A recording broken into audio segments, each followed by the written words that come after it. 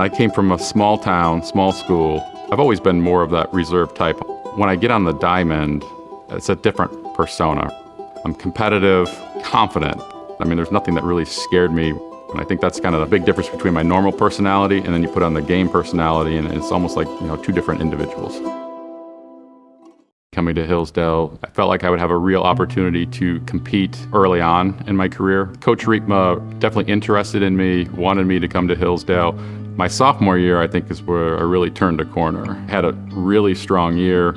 I think I went like 5-2 with like a 2.4 ERA, which is pretty solid. Felt like I had established myself as one of the top pitchers on the team and really kind of set me up as being a leader on the field, going into my, junior and senior year.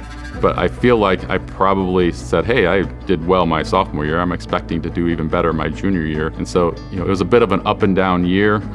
And the wake-up call to me was no matter how talented you are, if you don't really put in the work, you're only going to get so far. And certainly there's an aspect of, I could have and should have done more for the team. I don't remember doing a lot of running or as much physical activities I probably should have my junior year.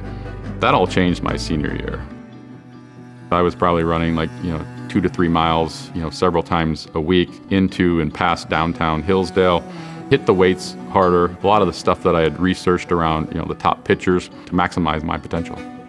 My senior season, I always felt like that year when I took the mound that we were going to win. I led the nation in earned run average, racked up a strong record for myself. As a team, I think we didn't perform as well as we would have liked. So it was a little bit bittersweet, right? The individual accolades were great and I performed well, but certainly at the end of the day, it's true, you have a lot more fun when you're winning. And despite the fact that we didn't win as much as we expected, the camaraderie and stuff was the best aspect of playing collegiately.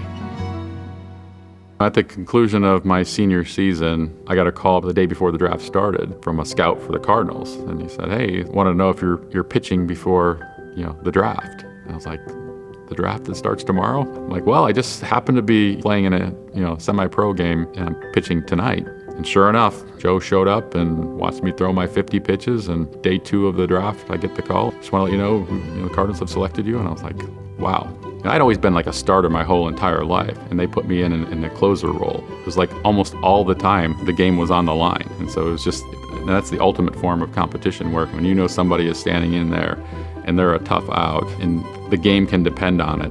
I've always liked that pressure.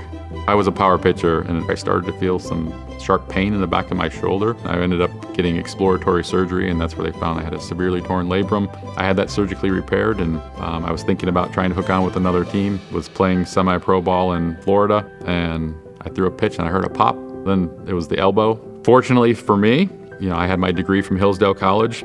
Hillsdale had a strong reputation for an accounting program. I knew coming in that that's what I wanted to do and that's what I wanted my major to be. And so what I'm most grateful to Hillsdale for is really just preparing me for a life outside of baseball.